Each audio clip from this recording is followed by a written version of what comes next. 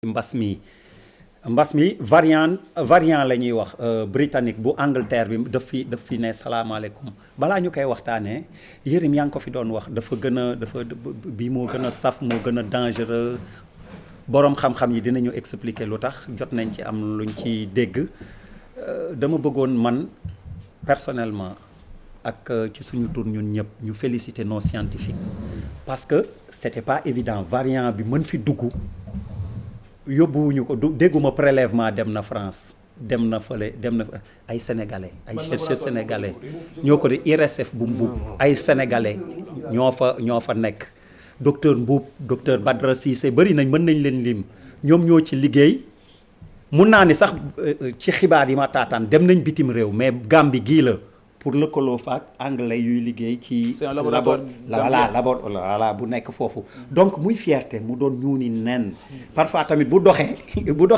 Pape Djibril nañ koy wax te boobu scientifique yi la xëy na tamit c'est l'occasion de lancer te noonu laay lancer débat bi un appel aux autorités ñu gën a dooleel recherche scientifique. Il y a rien dans la recherche. defuñu dara ci recherche bi nañ waxante dëgg mais aussi mécènes yi ñi ngi doon wax ci évacuation SOD mécènes yi mais mécènes yi aussi nañuy def comme les universités américaines mécènes yi maanaam mooy ñi yor seen koppar te mën ñu bañ di dem Grand Théâtre ak Sorano kese di ko fa baatre nañ koy jox université yi di leen dooleel pour yokk xam-xam chercheurs yi maanaam ñi nga xam ne ay gëstukat lañ. il faut ngeen bàyyi Grand Théâtre ak Sorano. waaw ay misaal la rek. mais du foofu kese la gars yi war a dem def seen. seen doole. fii nga toog ni Sorano ko jur ku nekk da ngay défendre si. ma ni fii nga toog ni Sorano ko jur. alors Yérim noonu laay dooree ma ni vraiment. nañu féliciter suñu scientifique da ngeen war a bàyyi kii. variant britannique bi ni ñu def ci bu gaaw gis ko professeur yow mi nga xam ni sax yaa ñu battre léegi ci bi ñuy waxtaan waxu suuf ndekete forêt classée yi li nga ci xamuñu ko. alors man foofu laa bëggoon dooree est-ce que c'était évident déjà variant britannique bi dugg fi rek suñu chercheurs yi fexe ba xàmmee ko xam ni bii la moom la ñu daal di koy siiwal ba pare ber ko ñi ko jot a am faj nañ leen ñu wér.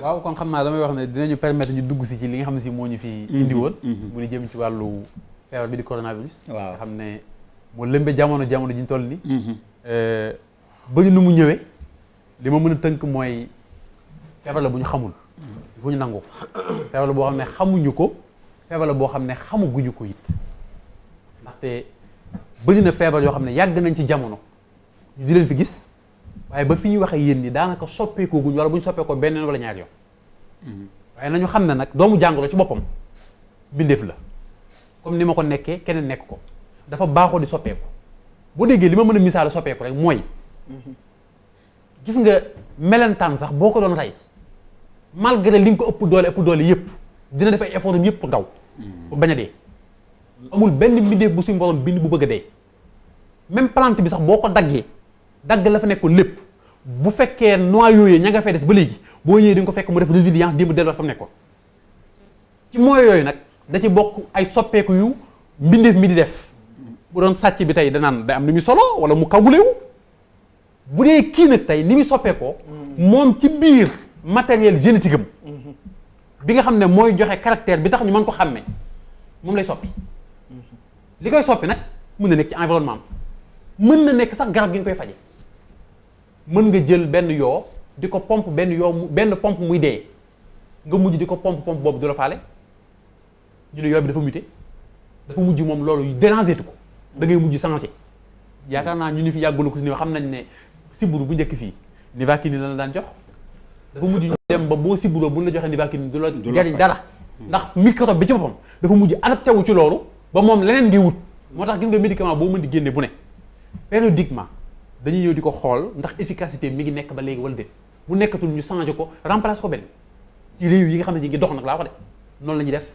de façon périodique noonu la ñuy doxee variante bi ñuy wax ni xañ na moom la ñu tudd li tax ñu tudd ko mooy dangerosité bi ci nekk ndaxte gis nga lu tax mu dangereux waaw xam nga ñun moom li dangereux rek mooy li ñu rey ñun moom lépp lu ñu sonal li ñu rey dafa dangereux loolu la ñu tuddee parce que sax wax dëgg yàlla ci beneen contexte dañ naan dangereux wul mais comme ñun mi ngi ñu faagaagal dafa dangereux fii ci Sénégal rek IRD bii rek recherche yi mu mujjoon a def maa ngi nuyu de passage docteur Khadim Kébé amoon nañu 4 variantes coronavirus te li may wax ne ëpp na 3 mois ci ginnaaw waaye duñ ko signalé xam nga lu tax variante yooyu virus bi fi ñëwoon dafa muté joxe yeneen yoo xam ne moom moo gën a sax nag faible yi bi fi nekkoon maanaam yooyu dafa gën a faible yooyu ku mu dugg sax daanaka yow porteur 5 ngay nekk mën na dugg si yow ba génn doo am sax coronavirus bii nag dafa ñëw nekk modification boo xam ne bi mu ñëwee dafa gën a soxor ñi fi nekkoon moo tax ñu ràññee ko contraire bu bëri moom loolu la def ndax li indi mutation bi lu ñu xam la sur le plan génétique ay chaîne la rek la d'acide aminé ni ma ko mën a waxee yoo xam ne moo nekk protéine bi waaye ay codon la woon ba mu nekkee ci ARN ba danañ ci ñëw bu dee ci ADN bi mu nekk ay base wala ni ma ko mën a waxee ay nucléotides yu relié wu bu ci benn soppeekoo jox moroomam place am beneen dootu nekk la nekkoon buñ ci dollee leen lu ci bokkul dootu nekk la nekkoon buñ ci wàññee it dootu nekk la nekkoon bu ci mën di am bu nekk day indi soppeeku bu nekk nag ak la bi jur léeg-léeg mu jural ñu sax variante boo xam ne mooy gën a faible bi fi nekkoon bii nag dafa nekk tombeek mu nekk variante boo xam ne bii moo gën a dangereux moo gën a soxor ba fi juddoo ci tënk noonu laa mën a expliquer variante bi ni mu ñëwee ci jamono mu nekk nag lu dangereux loo xam ne il faut ñu wut yeneen moyen wala yeneen xeexin ngir jéem a jàmmaarloo ak moom docteur Sow DG Teranga Pharma SA bismillah mooy li ñuy wax gan gu bees gi corona la ba léegi mais dafa ñëw ak beneen melokaan waa Angleterre a ko solal xëy na bii yoon bu njëkk ba bu Chine la woon ni ko professeur waxee melokaan bu bees bi nit ñi dañ koo ragal ndax dañ jàpp ni moo gën a soxor gën a saf gën a gaaw a rayee ndax noonu la demee jërëjëf Abdoulaye di nuyu ñu toog fii yëpp di nuyu tamit waa Sénégal yëpp di également jaale notre père Mourchid Yan Thiam yaa ko yàlla xare àjjana amiin ci laaj bi également mais bon avant moi ci tontu également di gërëm surtout également parce que moo fi ñëwee aussi c'est pour parler de connaissance donc gërëm tous les maîtres yoo xam ne ñoo ñu sol connaissance particulièrement le professeur Doudou Ba ak professeur Issa Lo et Cheikh Sadbou Boy et Mounir Ciss ak sumay waajur également bien sûr donc variant bi logiquement c'était prévisible d'abord mu yegg ci Sénégal il faut comprendre aussi que on parle de coronavirus c'est-à-dire c'est une famille mais famille boobu du loo xam ne lu bees la xam nañu famille bu yàgg boo leen seetloo lu ñuy wax y a ce qu'on appelle la grippe saisonnière boo demee tugal chaque année da ngay gis dafay am campagne de vaccination ñuy vacciner grippe lu tax ñuy vacciner vaccin yu bees parce que dafa am mutation donc chaque cycle chaque année day am mutation waaye mutation mu am aussi vaccin boo xam ne moom la jël par exemple vaccin daaw bi du moom mooy rey virus su ren donc moo tax variant bi tamit c'était prévisible moom ay variant et d'ailleurs li nga xam ne moo ci gën a doy waar peut-être mooy xam nga du mu ñëwee jógee Angleterre et loolu stratégie lañ ci ñëwaat ci kanam parce que les gouvernants là boo xoolee ni ñuy xeexee dafa mel ni léegi dafa am ku nekk da nga recouvrir sa kaw sa bopp ba fàtte ni affaire bi lutte d'ensemble la war a nekk ku nekk tëj sa frontière mais xamul ni virus bi moom day voyager soo fàttali ko au début c'était en Chine ñëpp di daw mais après le virus a voyagé donc fondamentalement le virus waroon na yegg si dina dem partout mais par contre mutation bi en réalité du loo xam ne scientifiquement war nañu bett maintenant li nga xam ni mooy réponse bi nga mooy quelle est la capacité des scientifiques maintenant à avoir des vaccins qui sont efficaces ci à chaque fois ba mutation ñu jox ko tontu bi war parce que léegi le professeur wax c'est-à-dire que boo jëlee ce qu'on appelle les microbes en général waaw muy virus yi muy bactéries dañu am intelligence boo leen xeex ak yow da ngay am ay tëgg ay stratégie ñoom tamit dañu am ay tëgg ay stratégie pour moytu ba nga xam ni day am résistance moo tax par exemple boo jëlee ci antibiotiques tamit c'est la même chose da ngay ñëw toog ba si ak ñu ne la boo jëlee muy feebar bi gën a grave mooy tuberculose tuberculose boo ñuy faju da ngay gis dañuy boole ñetti antibiotiques parce que boo jëlee ñaar par exemple du day am résistance ci virus yi tamit noonu lay mel donc aujourd'hui boo xoolee dans la logique scientifique en bactérie en virologie il y a pas une grande surprise mais par contre ce qu'il faut magnifier également mooy le rôle exceptionnel qui a été bi nga xam ni moom la professeur Mboup et son équipe def et ça aussi lu tax mu am importance parce que ñun dañ ci faire professeur Mboup jàngal na ma c'est-à-dire que c'est une répétition de l'histoire il faut se rappeler que professeur Mboup moo nekk à l'origine du VIHT. Exactement. Donc aujourd'hui dañu am fierté en tant que Sénégalais que ñu am une reconnaissance prouver également notre valeur scientifique, mais surtout l'école de Dakar. Parce que fii on peut appeler c'est une école qui est bien et qui donne toujours une bonne réponse. Maintenant après, il faudrait que ça soit organisé à travers donc des ressources innovantes, mais aussi à travers l'argent public pour que à chaque fois ñu mën a anticiper les grands problèmes de la médecine. Bismillah. voilà ñaari point laay wax bu njëkk bi mooy lu jëm ci professeur Mboup c'est-à-dire professeur Mboup yamul ci découvrir VIH2 daf ko codifier. C'est très important c'est-à-dire bu doon tubaab tey. wala mu nekk américain wala leneen tey day am prix médecine wala mu am prix Nobel wala et cetera parce que science yëpp mi ngi tolloon ci VIH1.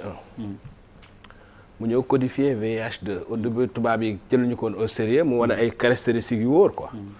Bon bref comme ni mu kiiyee variant bi quoi bref mais xam nga comme ni ma koy wax rek maa ngi koy bind sama livre bi nii sénégalais gëmul sénégalais. loolu la c'est-à-dire tubaab bi gën a ñàkk fayda moom lañ gën a jëmmal suñu réew mi que sénégalais bu am xam-xam wala dara loolu suñu culture la loolu mënuñu ci dara. beneen bi ci topp waxoon naa fii nii virus bi dafa gën a soxor. bu ma ndur ni ma bon yow est-ce que sax dañ laa war a gëm waroo ko wax et cetera waaw d'accord non damay tooñ rek non damay yeggale rek damay wax leneen dama ne bu jaaroon yoon du yow yaa ko waroon waaw dëgg la waa léegi yow ma foofu variant yi il faut ñu xam ni huit variant la waaw man bu ma ki ma doon wax waxaat na ma variant yi juróom-ñett la waaw l'observateur 4 laa jàng juróom-ñett man lañ ma wax te juróom-ñett yooyu am na ci ñeent yoo xam ne nii gars yi ñi ngi jéem a xam nu ñuy def ak ñoom xam nañ daal existe na mais ba léegi qualifié guñ leen te juróom-ñett yooyu am na ci benn boo xam ne jàpp nañ ni sax moo gën a soxor variant britannique bi loolu lañ cee war a jàngee waa Sénégal encore une fois peuple du Sénégal nañu xam ni bu ñu doon moytu benn démb xam nga démb benn virus rek moo fi nekkoon benn boo xam ni sax soxoram desoon na léegi juróom-ñett fi nekk boo xam ni jàpp nañ ci am na ci ñaar yu au moins yoo xam ni moo gën a soxor fuuf bi fi nekkoon donc loolu daal foofu laa mën a ga yemagul mais pour rek wax ni relâchement bi am c'est vraiment malheureux parce que vigilance bi ñu soxla jàpp naa ne fii lañ ko gën a soxla waaw parce que fii la virus bi gën a méttee tey maa ngi lii ci presse bi loo xam ne waxtaan nañu ko woon jàkkaarloo d'ailleurs ci suul bi ci réew mi maanaam armères yi sëg yi nga xam ni heure boo demee rek fekk ñuy suul loolu daf leen di woon encore une fois ne leen feebar bi lu doy waar la te mi ngi rey ba pare dafa am leneen lu garaaw xam nga yaa ngi koy wax yow ci sa sommaire bi sax di wax mort subite loolu aussi waaw ci gis-gis waaw il faut ñu ñëw ci waaw am na partie mais gis-gis laa ko yóbbu bàyyil ba gis-gis waaw baax na bàyyil ba gis-gis ñu wax ci mort subite bi waaw précision peut-être docteur Sow et puis ñeneen ñi mën a wax ci partie bi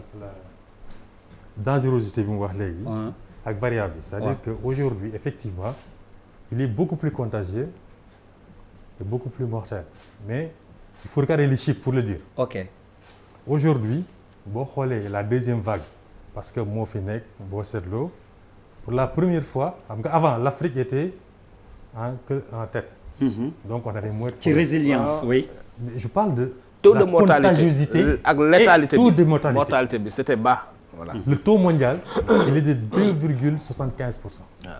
L'Afrique était à 1,5%. Actuellement l'Afrique est à 2%.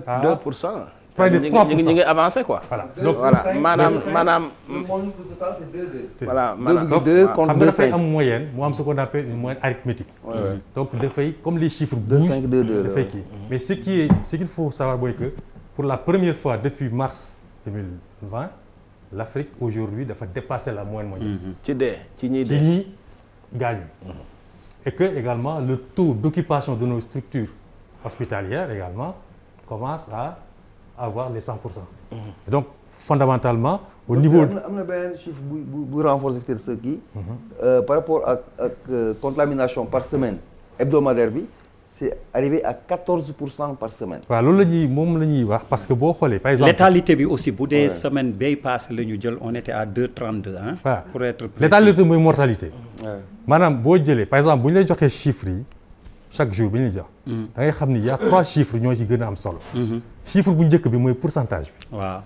bu ñu la nee 300 mais c'est pas ce qui est oui important. taux de positivité. Ce qui est important c'est le taux de positivité jël nañu échantillonnage ñaata ñoo ci positif. à un certain seuil bu ñu fa yeggee foofu nag vraiment y a danger pour que ñu corser les mesures.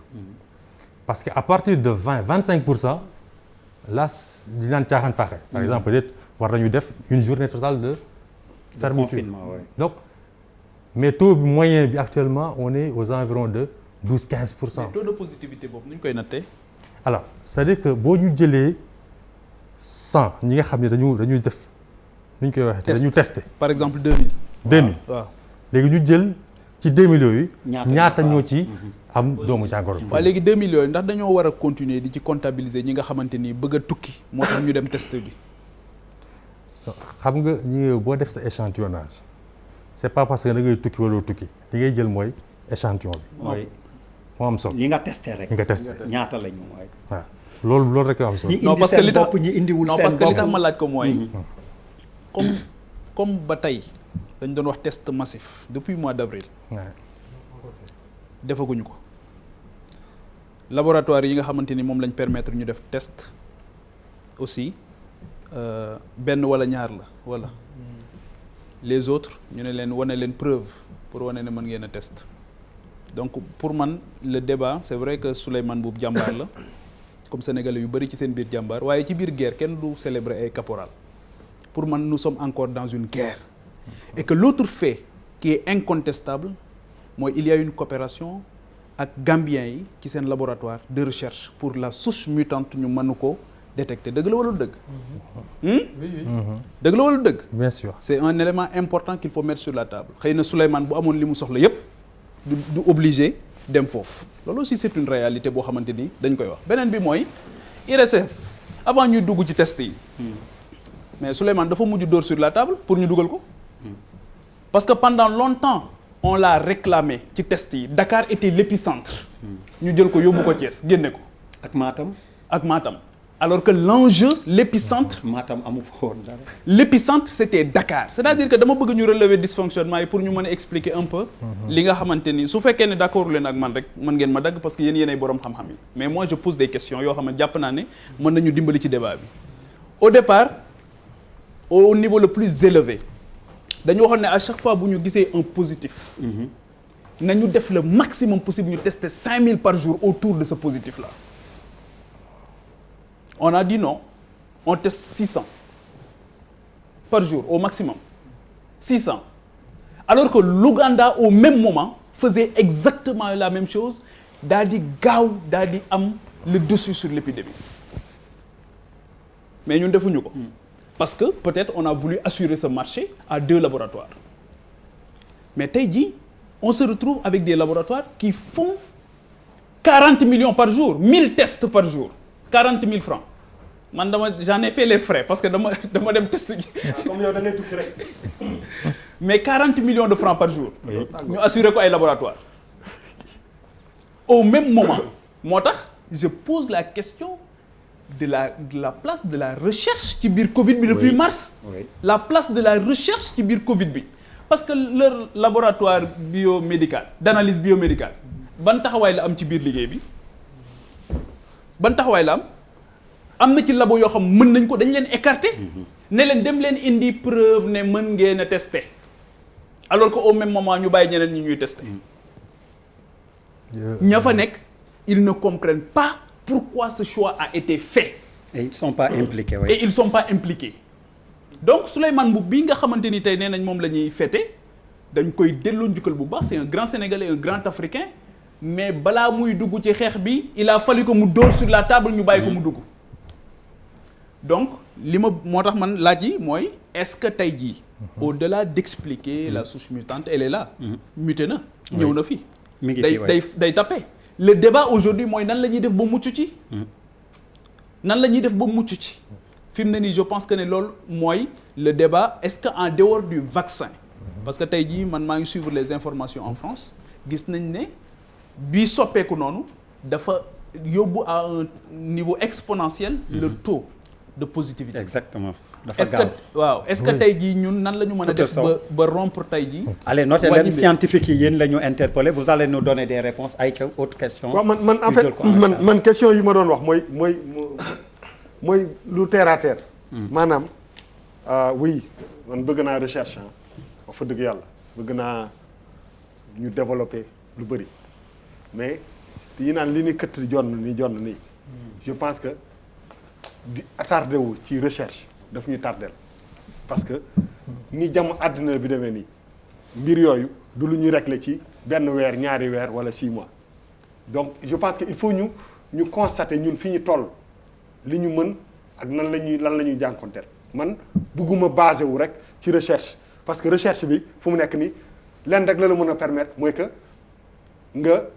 je parlerai beaucoup plus de stratégie mais recherche bi en tout cas boo xam ne daf lay permettre nga faj coronavirus je ne pense pas que fu mu nekk nii bu ñu waxantee dëgg egg nañu foofu ci réew wax fa dëgg yàlla parce que li mu laaj dëggantaan amuñu doole boobu donc je pense que aujourd'hui ak temps bi sax waaw mais temps beeg doole bi yëpp donc fu mu nekk nii fi ñu war a bëri concentrer effort yi mooy yan stratégie la ñuy mën a teg tey jii nii pour génn si parce que waaw découvrir que ni britannique bi ñëw na fii c'est une chose maintenant ça ne change pas grand chose en termes de faj bi xam nga faj bi donc rien n'a changé voilà rien n'a changé donc aujourd'hui énergie bi ñu war a am yëpp dañ ko war a def ci stratégiquement yan jéego la ñu war a def pour que feebar bi bañ a law mais mbirum paj mi moom boo ci dindee vaccin bi nga xam ne fu mu ne fële la jóge je ne pense pas que il faut pas rêver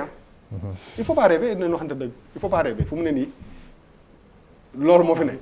allez Papis. waaw man li ma ciy wax kay comme docteur yi ñoom bu ñu ñëwee ak xam ak moom doo wax da ngay déglu rek mais li ci am li ci xëy na peut-être c'est un rappel ak li ñu war a téye maladie bi c'est-à-dire bu fekkee da nga bëgg a toog di convoquer ay références wala ay exemples je pense que tu vas te tromper parce que déjà comme le virus lui-même est méconnu si boppam kenn xamu ko kenn mënu ko faj donc boo xoolaatee organisation wala taxawaayu àdduna bi aujourd'hui chaque pays ou chaque région koo gis mu ngi xool loo xamante ni moom mooy propre stratégie ça veut dire qu'il y a pas d'école quoi pour dire non moi je vais aller chez Malal c'est sa formule qui marche il y a pas une formule qui marche pour ça les gens essaient da ngay essayer et c'est tellement grave que da ngay toog ñu naan ay premier deuxième ñu naan il est possible même nga am troisième vague ça veut dire qu'on ne maîtrise absolument rien donc ce qui est systématique je reviens à xam nga amee propos d'antan mooy geste barrière faire en sorte que ñu le maximum possible ñu neutraliser la propagation en attendant ñuy trouver le vaccin par rapport au temps qu'il faut loolu nekk beneen débat mais ce qui est constant mooy c'est un combat collectif dans la communauté et que wax naa ko fii la dernière fois la semaine mais la c'est une man bokk sama xam-xam bu gàtt xëy na docteur du ñu d'accord mais pour moi la science est en crise parce que elle est dans l'incapacité de résoudre un problème bu taxaw encore que c'est vrai que il lui faut du temps mais pour le cas le constat aujourd'hui c'est une crise parce que y a un problème mondial auquel on fait face te kenn ñi ko régler mënuñu ko régler xamaguñ ko sax pour te dire donc léegi leneen li si am solo moom mooy comportement bi faire en sorte que mu bañ a propager wu ñu xaar le temps yàlla may ñu solution fu muy jógee ak fu mu mënti jógee Malal non pour man en fait fi ñu toll ni on nous confine je dis pas qu'on nous confine on a pris des mesures mais les mesures amuñu benn efficacité par rapport ak propagation bi. Par exemple, tu remets en cause l'efficacité du couvre-feu. Il y a lieu de remettre en cause l'efficacité du couvre-feu. bu ma amoon sañ-sañ man. noté leen boobu. bu ma amoon sañ-sañ damay bàyyi nit ñi dox seen soxla dugg ci marché yi dem ci école yi football yi. woy ñëpp feebar. Malal li ngay wax li ngay wax. Malal li ngay ñëpp wax feebar après ñëpp non. je suis désolé man je suis le premier défenseur de la démocratie. loolu laa lay wax nii Malal je suis le premier défenseur. non c'est-à-dire de la démocratie sur ce plateau mais je ne suis pas du tout d'accord ak li ngay wax. da ngeen ne plateau bi démocratie la. da ngeen may bàyyi fi mu jëm ci waa nga ni ñëpp feebar. Pape Djibril génn si. oui non da ngeen may bàyyi ma wax sama xalaat. Pape Djibril sa yoon ne aussi. non da ngeen may bàyyi ma wax sama xalaat. fi nga dugg baaxul. c'est-à-dire man. ñëpp feebar.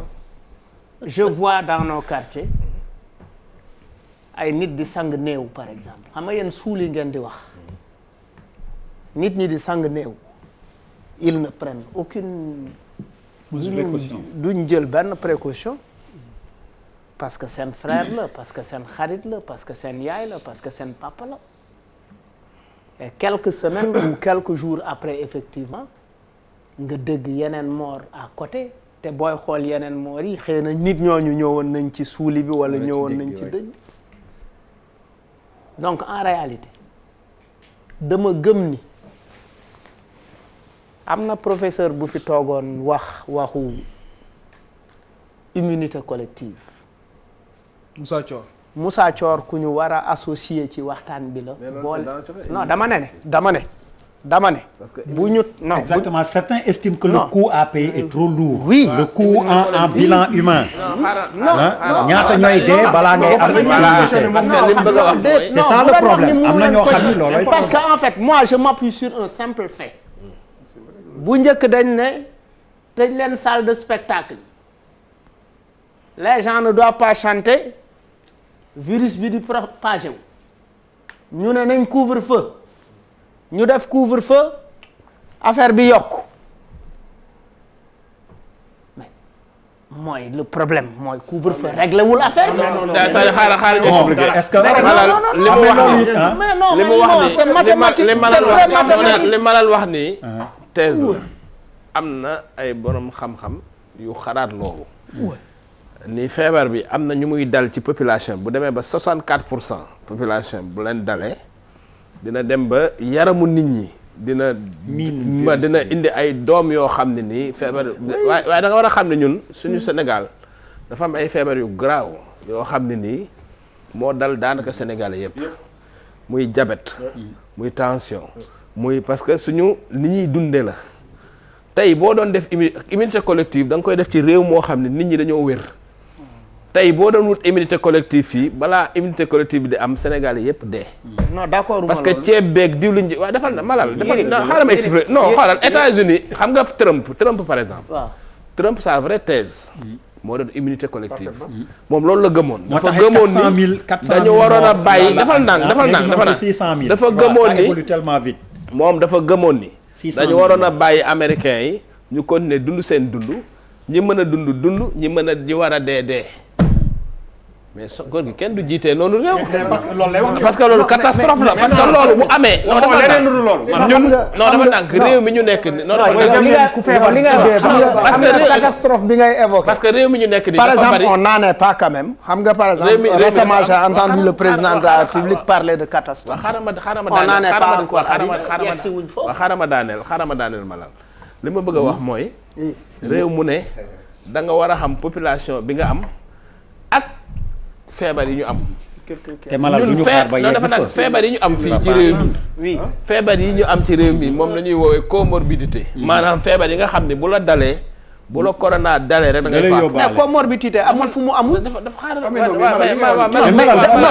dañ ko def mu réussir ko. léegi dafa nag Malal après on va demander aussi mais gisuma man pour l'instant ku fi appliquer loolu sax réussir ko amul benn dëkk bu ko réussir. xoolal dafa nag amul benn peuple bu am fayda. waaw.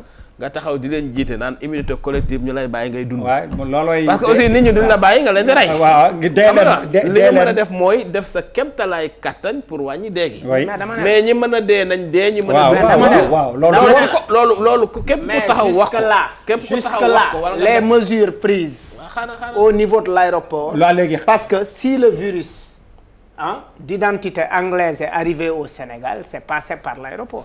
léegi may ma est-ce que mën naa daane non c'est bon on l'a détecté chez un Indien. d'abord ça a été importé de toute façon. bon c'est importé oui. non benn Indien moo ko fi dugal ci li ñu xam. non dafa jàng laa bëgg a wax xam na laa bëgg a wax xam na laa bëgg a wax.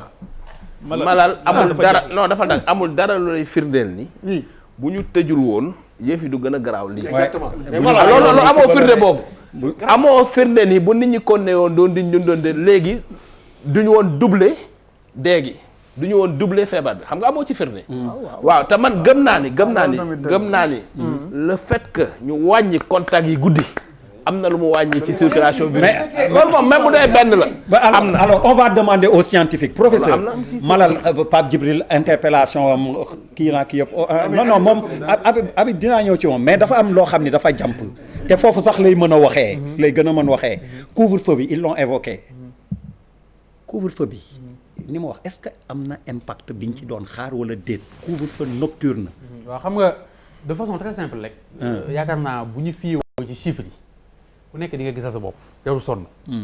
jëkkoon nañ fi def couvre-feu. waaw yaakaar naa. ñëpp gisoon nañ ko. waaw bàyyiwaat ko fi. bañ koy def dafa tombeek jamono jooju ñu tëj école kenn jàngiwul. wàññi déplacement entre les régions. waaw ñëpp gis ko seen bët. fii Dakar da nga daan xëy dem foo bëgg a dem doo gis embouteillage. au contraire dafa doon gën a gaaw jamono jooju ñëpp constaté nañ ko. bus yi nga xam ne si mooy Dakar dem dikk yi sax ak tataay ñoom seen bopp kenn ku ci dépassé place assise yi amul woon ñuy toog rek ñuy dugg jamono jooju moo tombé woon nag ñu def couvre-feu mesure nekkul ne jamono jooju résultat bi ñu amoon couvre-feu kese moo ko joxe il faut mu leer couvre-feu ak yi ko accompagner woon yépp réuni moo ñu jox résultat boobu ñu amoon bii yoon ñu def couvre-feu xam nga tout ce qui limite le regroupement des individus ci feebar bii rek dañ koy jàpp ne effet positif la maanaam lépp luy tere dajaloo rek dañ jàpp ne lu baax la ginnaaw yàlla mën nañ jàpp ne ñi jël couvre-feu foofu moo tax ñu jël ko fa bii yoon inconvénient bi am ci couvre-feu bi mooy ñëpp seet nañ ko yaakaar naa ñi génn man day teg naa ci sama bët ay yoon boo duggee ci oto yi nam daan feese dafa yokk waaye wàññikuwul surtout le petit matin et le soir de 16h vers 21h oto yi dafay fees dell nit ñi def man dugg naa ci oto léegi rek soriwul konteel sama bopp ñi ma gis ñu takk masque normal ci biir bus bi yépp 5 personnes la majeure partie ñëpp takk nañ nag waaye koo ci xool mi ngi suuf gémmiñam wala mi ngi suuf bakkanam boobu mag moo ko bañ a takkayam amul chance maanaam moom la ñëpp def pratiquement loolu dooleeku ci léegi nag ki xëy liggéey 16h fu mu jotee pression tegu na ci kawam mooy jàpp ne dafa war a ñibbi léegi entre 16h ba heure 21h bi ñëpp dajaloo ci biir oto yi feesandoo ci di ñibbi foofu da ngay xaar ba ci yàgg nga ne waaw buñ leen bàyyi woon ñu ñibbi paisiblement nga xam ne kii dana ñibbi 17h kii 18h kii 19h kii 20h kii 21h kii 22h waaye ñu xamal leen ne bu ngeen eggee tamit nag peut-être yenn regroupement yi ngeen daan def dootu am mais dana leen dimbali ci mu yomb parce que gis nga réew yi ñu comparé suñu bopp France ba ma fa dalee dégg couvre-feu ba léegi xaw ma ndax yéen dégg ngeen de musuma dégg benn citoyen français bu ñu dafay bëgg ñibbi am problème mu di ko yóbbu ñoom waajal nañ seen dëkk ci déplacement gis nga couvre-feu à Thiès amul problème couvre-feu à Touba wala à Diourbel wala à Louga nit ñi dañuy wàcc ñibbi sans problème mais liy jafe-jafe ci feebar bii mooy couvre-feu à Dakar nit ñi ngi sonn di daw di dugg fu ne di dajaloo ci biir oto yi di sonn te loolu moom nañ ci teg suñu baaraam ça fait partie des moyens de transmission ci li yokk feebar ñu la bokk. Il faut que ça soit clair. Docteur Sow. Alors moi. Les gares routières aussi. Et les marchés. Bien sûr mooy dajaloo kaay yi rek yi mu wax docteur Sow sa avis ci couvre-feu bi. ci couvre-feu bi dajaloo bi muy provoqué ni mu wax. En fait en réalité moi je regarde les chiffres. Parce que quand tu veux prendre une décision et puis nga jël décision bi nga bëgg am résultat bu baax booy jiite surtout booy jiite booy jël décision yoo xam ne dafay laal ci dundu nit ñi. maanaam dafay da ngay natt sa décision peese ko bu baax bala nga koy jël muy nga jiite réew nga jiite entreprise nga jiite lu mu doon décision war nga xool ñetti critères. bala nga koy jël xool lu ñu naan efficacité. li nga bëgg a am ba xam di nga fa décision bu ma ko dugalee moo ko appliqué ba xam dina efficace. nga xool faisabilité bi après nga xool autonomie bi. autonomie maanaam mooy est-ce que mun nañ ko dawal ci diir buy yàgg dinaa am ressources yu ma ko may ma def ko ba nga xam ne efficacité bi dina continuer. problème bi ñu am c'est un problème très complexe. maanaam niñ ko bëggee tënkee ci nii dafay mel ni une équation à 2 variables or ici c'est une équation à plusieurs variables. variable et inconnu même. Inconnu. Actuellement je pense que président Macky Sall nekk président Sénégal temps yi neexul. lu tax ndax. mais surtout Sénégal ak Afrique. xam nga wax na léegi dans les pays développés. amuñu problème transport. oui amuñu problème transport moom. amuñu problème mu également nombre de personnes dans une pièce foofu c'est une personne une pièce. mais fii c'est une personne peut-être 3 pièces. fii c'est des gens yoo xam ne dañuy. am na ñoo xam ne je vous dis que. gars yi à 10 la ñuy faral. voilà donc vous voyez que. fii dafa metti donc décision booy jël da ngay jëlaale paramètres yu bari. maintenant benn affaire boo xam ne aussi lu am solo la mooy li ñu tuddee gravité xam nga gravité ci nit li gën a rëy mooy nit ku dee. ñaata ñoo dee. mais yëf yi du nit ñi kese am na leen lu tudd entreprise. entreprise bu faillite c'est la mort. oui c'est la chose la plus grave. borom kër buy liggéey. war a am salaire le lendemain la yow sa salaire amatoo ko c'est-à-dire respecter à surtout sa dépense c'est une faillite personnelle après nga jël économie informelle bi donc ce qui veut dire que donc décision boo jël rek forcément da ngay mécontenter ay nit ça c'est lorsque vraiment vous êtes à un niveau où c'est probablement la tay nekk président neexul. oui mais la pertinence de maintenant pertinence bi mais loolu laa la wax aujourd'hui amul ki ne 1% mais la chaîne de transmission dañ ko war a dagg. loolu mooy objectif bi il faut arrêter la chaîne de transmission. Oui. Maintenant la stratégie mooy que il faut diminuer le temps de contact entre le virus et les populations. On a 24 heures mais 24 heures yi boo ci wàññee 8 heures de temps donc il y a 16 heures de circulation yu mun a am mais le problème mooy dans les 16 heures qu'est-ce qu'on a demandé il y a pas que donc ici moi je vous dis c'est pertinent. Maintenant, ce qui reste à renforcer, et c'est là il faut que l'État soit ferme, c'est le port des masques. mais yow da nga wax léegi ne da nga wax léegi bi ngay tàmbali ci sa propos ne chiffres yi. ngay commenter. Absolument. Que disent les chiffres actuellement? Actuellement, on est sur un plateau. Nee naa la sànq le taux de positivité sur le mois, on est entre 10 et 13%. Aujourd'hui, la létalité maanaam ñiy dee par jour en moyenne boo ko xoolee 7-8 la ñu. Par jour. Selon les chiffres comptabilisés. C'est le comptabilisé. En tout cas, les chiffres officiels. Bon, sur la semaine dernière, par exemple, on était à 50, semaine bi on est à 60. Ouais, sur 19 au 26. C'est la moyenne bi. Voilà, je donne une moyenne. Voilà. Donc c'est une moyenne de 9 à 10. Quand tu fais la moyenne, yokku na de 10 par rapport à la semaine dernière. Boo amee une tendance parce que booy jël courbe. da ngay gis ce qu'on appelle une tendance. mais est-ce que mën naa la laaj beneen laaj. c'est-à-dire que aujourd'hui DER. est-ce que rigoureusement. ñiy jóg di dem parce que dañu bëgg a tukki. dem defi test fay. est-ce que ñooñu dañu leen war di comptabiliser di leen boole ci bilan journalier bi nga xamante ni moom la ñuy joxe. loolu benn laaj la. ce sont des testés à mon avis. oui mais parce que li ma bëgg a laaj foofu mooy. test yi est-ce que waruñu dem ci démocratisation test yi ba nga xamante ni. man mën naa yëg dara dem xooli ñu test ma. test à massif tout bout de champ. ñu test leen sinon. monsieur oui monsieur Fall. Jusqu'à preuve du contraire les tests si tu as un problème de boo yëgee dara actuellement les symptômes du Covid soo demee dans les centres de santé doo fay dara en matière de test. Maintenant ñiy tukki et ça booy tukki wala ngay ñëw. boobu c'est des tests. non volontaire. ku jóge sa kër. volontaire attendez monsieur. tu payes 40 000. mais yow da nga yow yaa soxla. un document. qui prouve que yow tu es en bonne santé. mais nee naa la aujourd'hui je te le souhaite pas soo sentirez des symptômes yoo xam ne c'est en relation. instant bi sénégalais bu ne da nga yëg sénégalais. bu ne da nga yëg ay symptômes ci sa yaram. fan ngay jóg dem sénégalais laa wax nag waxuma Dakar waa Ouais. sénégalais bu yëg ne da nga am yitte ci ne bëgg ngaa xam ndax am nga Covid wala déet fan ngay dem pour def ko. centre de santé boo dem actuellement war ngeen la dañu war a defal sa test centre de santé laa wax de waxuma poste de santé centre de santé boo dem ici dans la région de Dakar boo demee nañu defal sa test dans les 24 au pire 48 heures ñu jox la sa résultat c'est ça la réalité actuelle. Moi j'ai pas ces infos. À Dakar. Moi j'ai pas ces Maintenant infos. je sais pas la région mais ce Moi qui je est n'ai sûr pas ces infos. mais je vous le dis vous pouvez le vérifier vous êtes journaliste mais ce que je veux dire parce que tout à l'heure il a parlé de recherche. Oui.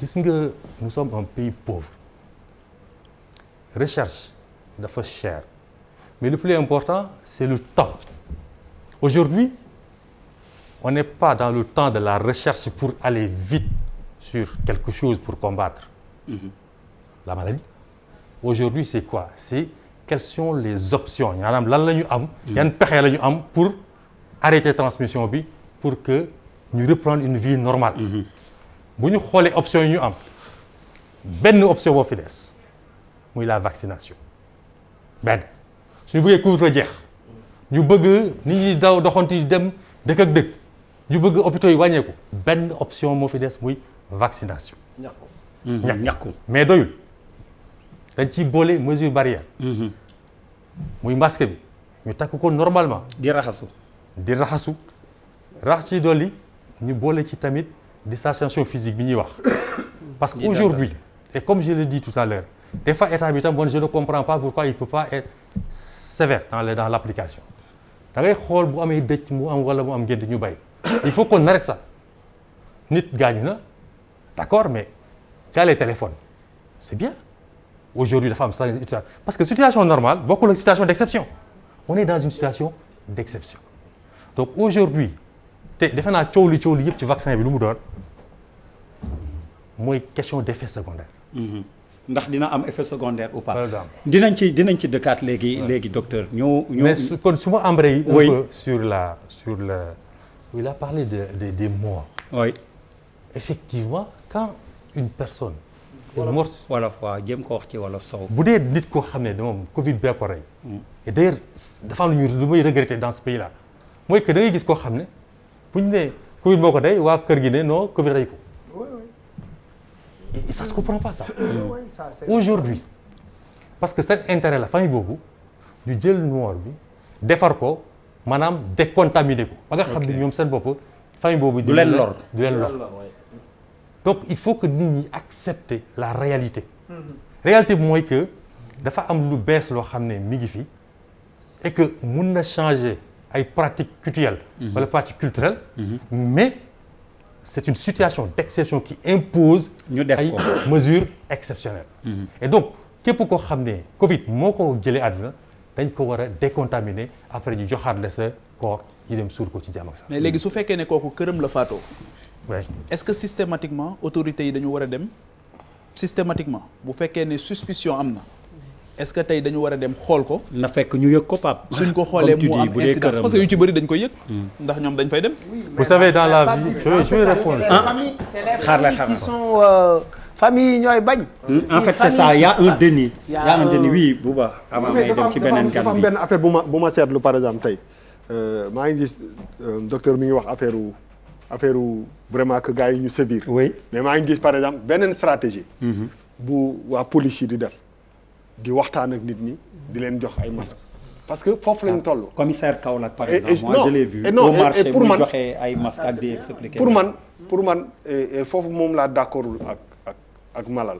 mooy dañu toll foo xam ne on mënatuñu permettre di banaliser quoi que ce soit man mi amuma xam-xam ci wàllum médecine sénégalais la sama xam-xam màcc ci damay sukkandiku ci ñi nga xam ne ñoo am xam-xam liñ ma wax ma def ko bañ a di parce que amatuñu luxe bañ a sacrifier wu parce que lii sacrifice la bu metti c'est difficile ku la ko waxoon y a 2 ans que di nga dem ba bu ñuy xoolante di la ñuy sol doo ko gëm c'est difficile mais fii ñu toll nii il faut ñu toll ci benn moment boo xam ne du affaire négociation ku nekk sa bopp sax waratoo négocier ak sa bopp donc su ma déggee benn parce que ñun ci Sénégal fii dañu am benn côté boo xam ne quand même oui mais affaire bi dootul lu ñuy négocier people are dying man gars yi ngi dee quoi non dëgg la c'est-à-dire que il faut ñu dindi loolu si ñun mooy que il faut qu'on souffre il faut qu'on souffre on va souffrir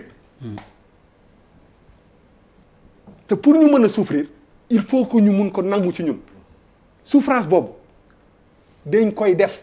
waaw mais il faut qu'on interroge la stratégie. waaw mais non justement non mais waxuñu. il faut remettre en cause li nga xamante ne mais Malal dafa am benn waaw mais bàyyi ma terminer dama la déglu sànq non non mais dama la terminer xam nga man su ma toogee si benn par rapport à ce que tu as dit là mais je suis désolé mon ami. Oui. Mais c'est irresponsable. Je suis pas d'accord. parce que xam nga lu tax. ça fait partie de xam nga lu tax par exemple tey jii nii fi àddina bi toll man amuma xam-xam. bu màcc. ma jékki-jékki ne nit ñëpp génn dugg fu leen neex ma dem fekk ndey soxna mbuub mais toog ma ñëw te yaay na nga def fekk Elimane Ndour ne yaay na nga def mais c'est parce que te gis li xew ci àddina bi mais loolu kenn mënu ko accepter. xoolal li am mooy li ci kanam dafay metti affaire bi moom. dafa nar a gën a metti il faut que ñu nangu ko. non c'est xoolal non moi je pense que non li fan yii di ñëw nii. munoo fi teg benn jàkkaarloo boo xam ne doo fi tàgge ay nit. mais loolu voilà te lu ci gën a bëri Covid bi moo ko nar a loolu weddiwuñ ko mais dañ na la booy restreindre xam nga bu fekkee ne nañ la Dakar mooy épicentre bi ak Thiès. waaw nit ñi dañuy feebare Dakar. dem julli ji Touba àjjuma nit ñi dañuy feebare Dakar duñ ko xam dem il se déplace c'est-à-dire on a restriction yi teguñu ko niñ ko war a tege c'est-à-dire soit dañuy décider ne écoutez nan ngay comprendre ni affaire bi mu ngi gën a graaw les mesures sont assouplies par rapport effectivement à la première vague. yow tey grand théâtre ñu joué fa mu fees del. loolu lan non mais oui li tax tey jii nii. yaa ngi naan na artiste yi way. tey jii lu ma gëm la boo sañoon grand théâtre fees del mu am 1800 personnes. oui mais lu ma gëm la ci stade bi ñu toll ça ne peut pas se faire. mais dama ne la en Espagne un concert a été. waaw mais Espagne nga wax mais gis nga xam naa fi ngay wax c'était à l'opéra. et après opéra on a expérimenté effectivement un concert en Espagne. oui mais dans quelles conditions. distanciation sociale. exactement il n'y a pas eu de cas de contamination. exactement mais oui ma. non mais non. c'était à l'opéra non mais non le cas bi ngay wax Malal les Espagne du fii de ci organisation. c'est-à-dire justement quoi Espagne du fii oui. xoolal épicentre bi Espagne du fii. oui non. oui après. s'il te plaît Malal. tu l'as dit épicentre bi s'il te plaît. épicentre bi nee na Dakar Thiès la Thiès encore sa dëkk. et Bouba comme Pape Djibril je pense qu'ils ont posé le problème et touché du doigt le problème comme on dit. naka la ñuy def ba contenir maladie bi est-ce que décision politique yi ñu jël ba léegi nii jàpp ngeen ni ko Malal waxee ni ko ñeneen ñi waxee yanu na maanaam et que ci lii la ñu war a wéy est-ce que amul lu bees lu war a ñëw wala fi mu nekk nii lii baax na.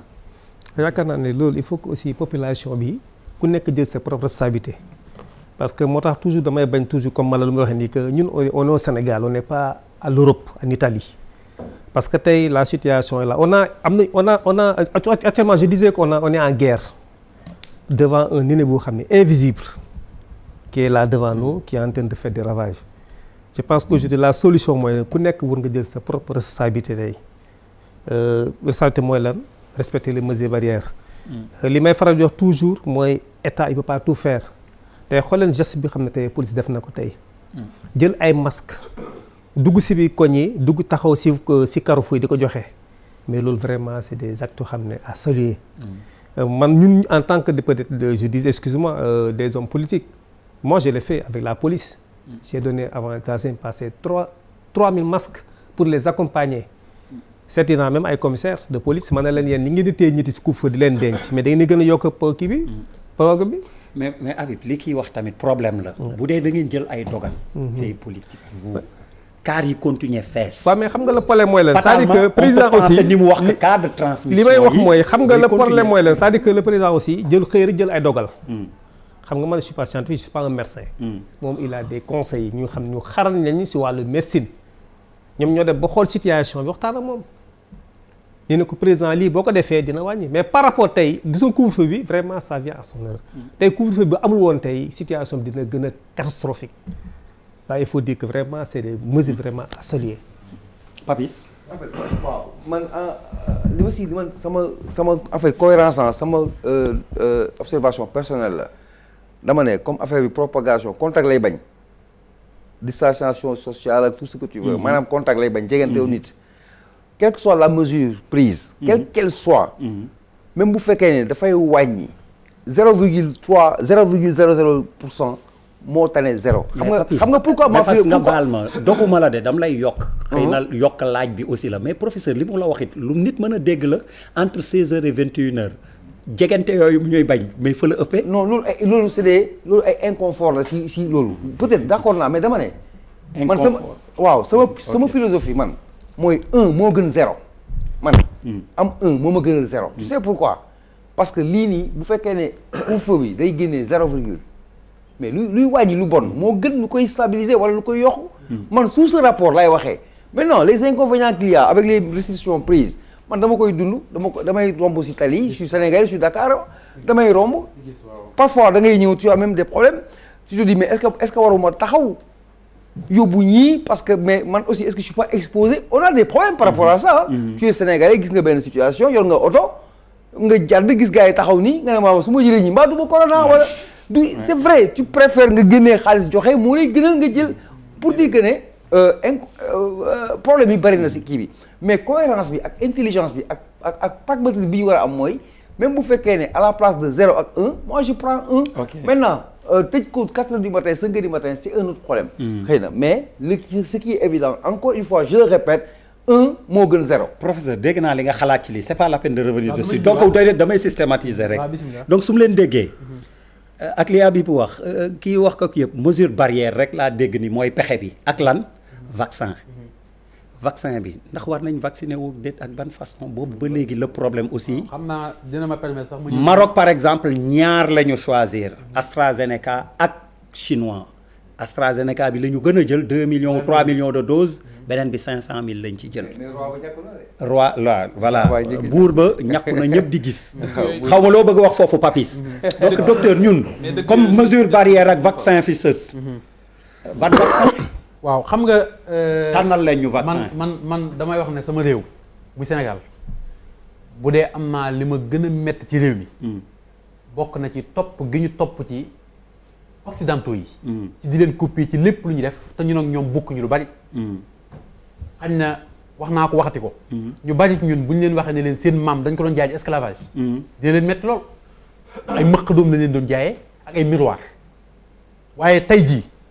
ñu ngi ñu koy def d'une façon extraordinaire boo xam ne sii yàlla mi ñu tim xam na ne moo gën a metti esclavage ba xaj na nag bàyyiwuñ ci xel ndax réew moo xam ne fi ñu toll nii tey jii nga dem université bi ma gën a miin université Cheikh Anta Diop département fac science département chimie nga gisee étudiants yi def thèse doctorat seen ay produits analyse bu ñu defee extraction yi ba pare pour ñu def les spectres yi ñu war a soxla dañ koy yónnee France di xaar résultats yi pendant 1 mois 2 mois pour am résultat ci jamono ji ñu toll nii réew moomu bu fekkee bëgg nañ avancer ci recherche mu wax nañ jàpp ne demaguñu ci daa mën wax laboratoire yi ngay wax noonu ay mbuub wala nangam ay benn nat lañ fi imaginer ñaata étudiants la ñu am nag par rapport ak benn laboratoire li ma bëgg wax foofu mooy les connaissances ne manquent pas ci côté boobu les capacités ne manquent pas mais moyens yi ñu war a accompagner ci côté boobu pour ñu génn ci li ñu ci war a génn dëgg foofu moom dama koy wax na leer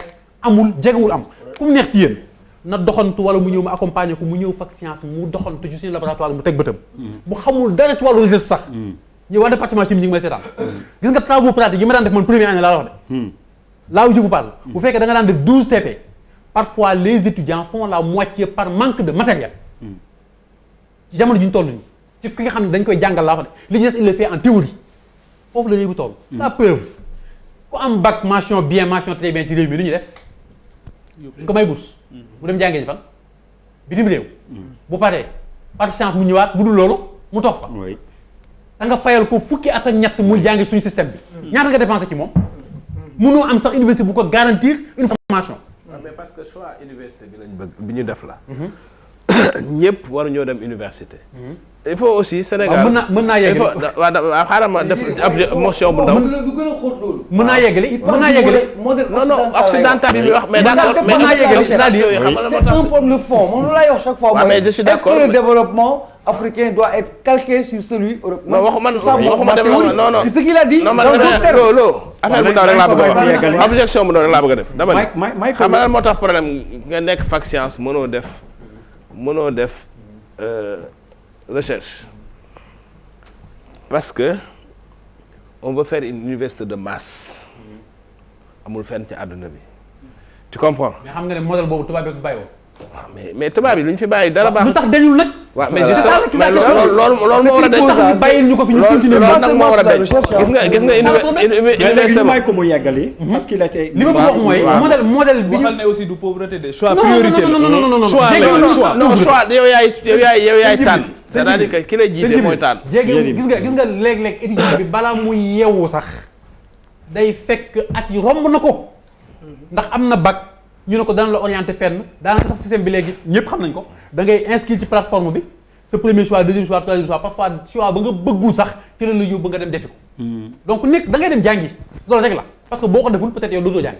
ñenn ñi sax ñaa nga fa nekk pour ay bourse wala pour ay nangam plus tard nga tàmbali âgé ngay doog a tàmbali comprendre te système boobu yëpp ñi ñu jiite ñoo ñu ko tegal bàyyil ñu ko fi. il est temps que ñu soppi loolu te gis nga fac science bi ma lay wax nii di nga fa gis ko am licence wala maîtrise boo ko wooyee ba mu ñëw laaj ko ne ko lan nga mën bu weesoo jàngale li mu jàngoon. amul lu mu mën. ok parce que absolument rien de pratique. ok rien de pratique. exactement doo ko fa jëlee xoolal foofu laa wax de. demal lettre bu la neexee. lettre moderne wala feneen foo yaakaar fu ne. li tax ma di ko cité thème loolu rek doyoon na thème. oui mais li tax ma di ko cité mooy. répercussion bi mu am ci feebar bi ak fi mu ñu fekk. oui jamono ji fi mu ñu fekk tey suñu plateau médical yi. Sénégal moom yéen ñëpp mën ngeen wax seen bopp. man waxuma pour Ndakaaru waxuma pour nangam man ka dëkk foog nga limee ka dëkk war nga loog jokkul faale ci yam ñëpp ay citoyen lañu. yaa ngi dégg. da ngay dem defi analyse tey jii ñu war la jox sa résultat ne la 3 mois ngay xaar pour nga jot ci amul wala am na. docteur waxal wuyu. loolu amul wala am na yéen xanaa nekkul leen Sénégal wala doon dañu mën a nekk nekkul. mais professeur non damay laaj docteur mu ne d'accord xoolal bon ça dépend de fan xëy na fan nga ko defee bu ma mënoon a nekk ci non xëy na fan nga ko defee ça dépend quand c'est Dakar damay tudd hôpital nga dégg bu ma mënoon a woo ay nit ñoo xam ne dañ may témoigner dama naan la sama bàjjan sàngam c'est vrai ngeen baal sama ma bàjjan sàngam def professeur waaw baal ma effectivement Pierre mi ngi may signaler lu am solo mu ne ma kii waxul ak ñiy dem ci privé yi public bi laa man xoolal gis nga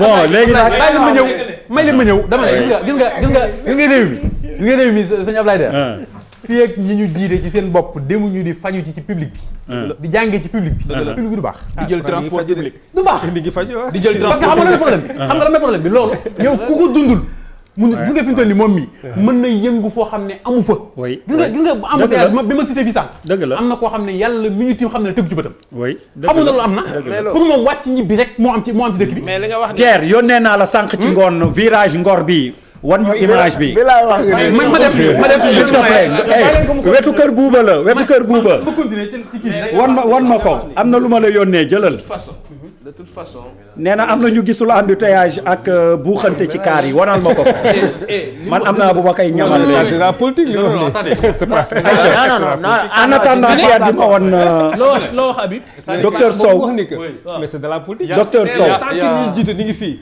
mais tey ku bëgg a faju dama principal wala daan politique la wala c'est la politique mais ñëpp mais Habib ñëpp mënuñu dem principal wala daan teg tamit mais principal ñëpp ngi dem principal yi faju wala daan docteur Sow professeur la gis nga sëñ Ablaye waaye li may wax nii bugguma sax di wax di uti ay référence ci yenn yeeg nangam parce que bu yàggee da ngay mel ni ku bëgg a waat dëgg la te wax dëgg jërul waat gis nga li may wax nii waxuma pour mën na maa bañ a xam sax tudd ki jiite réew mi bu ma koy wax yàlla mi tim xam na ko damay wax pour le citoyen lambda li muy dund te dëkk ngumba géewul xëy dem ca district ba ñu war ko def loo analyse bindal ko papier ne ko géewul ne ko Louga nga koy defee mu xaar analyse am ñu ne ko ñaati weer dem Louga ñu ne ko amul scanner wala dégg li ma la wax dañ naan ko dañ koy yóbbu Ndakaaru xaaral nangam weer pour nga jot ci c'est pas un citoyen wala am na wala amul.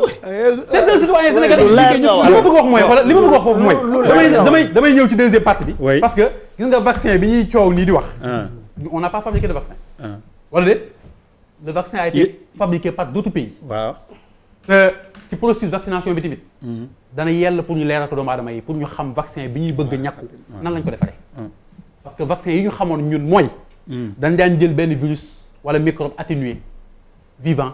maanaam nasaxal dooleem. dindi dooleem. voilà dugal ko sa yaram. waaw mu trompé système bi mu yaakaar ne élément étranger la bokkul ci yow mu attaqué ko defar ay matukaay yi lay faj.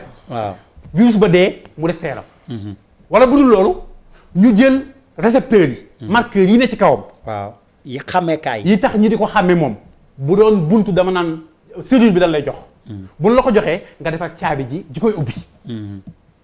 wala déet. moom lañ daan def wala bu dul loolu ñu jël benn virus non réplicant mooy boo xam ne mënatul a multiplier wu ñu dugalal ko matériel génétique bi mu dugg ci yow sa yaram attaqué ko utal la li koy aar gis nga bu mujj bi ñuy defaral c'est un vaccin à ARN.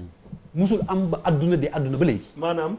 vaccin ARN mooy gis nga ARN messager boo déggee ñu koy wax ñun ñëpp dañu am li ñuy wax ADN mu nekk suñu biir cellule yi. ADN boobu mooy sama patrimoine génétique moo tax ma nekk tey jii Cheikh Lo. moo tax ki nekk moom lañ la mooñee. parce que li tax mooy moom ci ADN boobu ci la ARN bi di jaar defar ci ARN messager mu defal ma ay protéines yi may jox samay caractères ma am nopp yu tollu nangam bët yu mel nangam nangam bu mel nangam jëlee ko ci samay wàjjur loolu suñu ADN la nekk. comme gis nañu sur le plan de la science que le système boobu mi ngi am ñu ne on va essayer de le copier qu'est-ce qu'on va faire dañuy defar benn ARN messager bu virus bi ci boppam dugal ko ci biir système mu yaram bi ci boppam injecté ko boole ko ak ay lipides capsulé ko dugal ko ci biir bu ñu ko dugalee yaram bi nag dina synthétiser boppam moom la protéine coronavirus ci yaram bi te bokkul ci moom soldats yi daw song ko bu ñu ko songee bu ñu ko rayee anticorps yi des fa ñu ne am nga vaccin bi question bi ñu doon posé au début mooy waaw bu ñu ko rayul nag ñi defaragoon muy Pfizer ak Moderna. ñoom wax nañu ne ak BioNTech. waaw ñoo defar xeet ñoom ñoo defar xeet boobu ñett ñooñu la sax ñoo ko defar ñoom BioNTech Pfizer Moderna ñoom ñoo defar xeet boobu. ARN bi ñu ko defaree wax nañu ne am nañ un pourcentage de réussite environ égal à 95%. loolu la waa Pfizer wax. 80 Moderna un peu moins loolu lañ trouvé comme ñoom seen résultat léegi gis nga virus bi ni mu muté ñu def gis nañ ko tey. wala gis ñu mutation bi te li muté ci virus bi weesuwul lu dul génome ci boppam moo muté moo soppeeku. waaye léegi lan moo may wax ne man buñ ma injecté ARN boobu mu dugg ci sama yaram le temps que ñu ma koy defaral protéine du muté wala mënul soppeeku. nekk leneen mënul soppeeku. ci biir copie non damay bàyyi ma yeggale rek. mu jeex benn xaaral waaw mën na changer c'est bien possible.